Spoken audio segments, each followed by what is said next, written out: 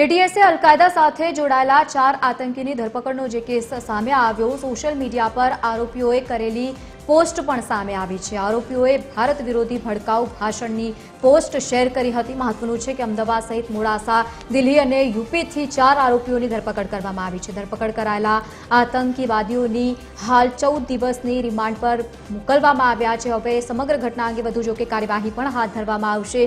14 દિવસના રિમાન્ડની મંજૂરી અહીંયા સામે આવી છે। અમદાવાદ સહિત મોડાસા અને દિલ્હી સહિત યુપીથી 4 આતંકવાદીઓની ધરપકડનો જે કેસ સામે આવ્યો, ત્યારબાદ વધુ કાર્યવાહી અને વધુ પૂછપરછ માટે 14 દિવસના રિમાન્ડ પર છે। સંવાદદાતા ભાવેશ રાજપૂત આપણી સાથે ફોન લાઈન પર જોડાયા છે। ભાવેશ, જે રીતે આ સમગ્ર કેસ સામે આવ્યો, 4 આરોપીઓની ધરપકડ કરવામાં આવી, હવે 14 દિવસના રિમાન્ડ, શું વધુ વિગત?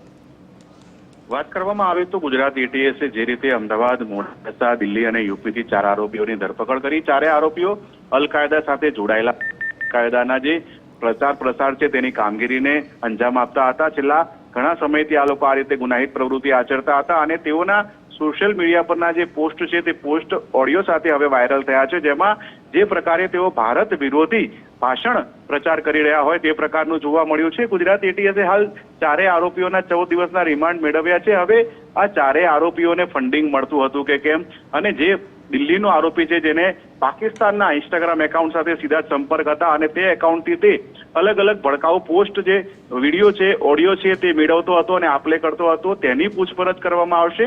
સાથે જ આ લોકો આ ગુના કરવા માટે પ્રેરિત કઈ રીતે થયા, કઈ જગ્યાએથી થયા, કોનાથી થયા અને અન્ય કોઈ પાકિસ્તાની હેન્ડલર આ લોકોની સાથે સામેલ છે કે કેમ, તેને લઈને હવે તપાસ શરૂ કરાઈ છે। જી બિલકુલ, આભાર સમગ્ર માહિતી સાથે જોડાવા બદલ। તો સમગ્ર ઘટના અંગે હવે જો કે વધુ કાર્યવાહી હાથ ધરવામાં આવશે, વધુ ખુલાસાઓ પણ તેમાં થઈ શકે છે। હાલ તો 14 દિવસના રિમાન્ડની મંજૂરી મેળવવામાં આવી છે।